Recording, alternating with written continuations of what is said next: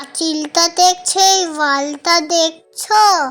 এটা হলো কাশীপুরের রাজবাড়ির দেওয়াল।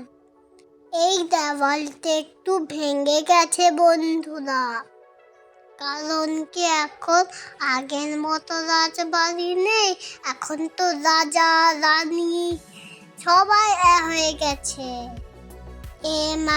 মারা গেছে, মারা গেছে, আর সবাই স্টার হয়ে গেছে। ঢোকার সময় পারমিশন লাগে বন্ধুরা, সবাইকে ঢুকতে দেয় না, দুর্গা পূজায় ঢুকতে দেয়। কারণ যদি ঢুকে মিথ্যা কথা বলে তখন তো সব রাজের জিনিস নিয়ে পালিয়ে যাবে। আর দেখো বন্ধুরা, এটার নাম হলো কাশীপুর রাজবাড়ি।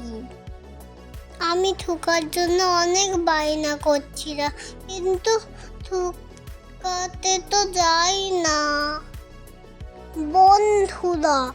আমি তখন গেটে দাঁড়িয়েছিলাম, তখন অনেক বাতু চামচিমের আওয়াজ আর চিচুটা কাকু কাকা কিছু চিচুটুকা আওয়াজ করতেছিল, অনেক গন্ধ লাগছিল বন্ধুরা। আমি দেখো ভেতরে অনেক গন্ধ হচ্ছে, আমি ঢুকতে চাইছিল, তাই আমি দুর্গা পূজাতে অবশ্যই আসবো, তোমরাও আসবে বন্ধুরা। একটুখানি আমি এসে রাজার মুকুটগুলো টাচ করবো আর পরে দেখবো মুকুটগুলো কেমন আছে।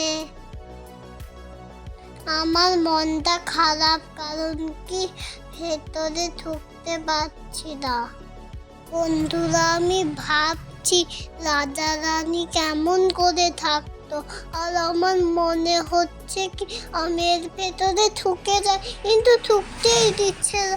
সারাদিন বলছি গল্প বলো গল্প বলো, ওই গল্পটা কেউ জানে না। আমার টাটা, বাই বাই, ছিউ।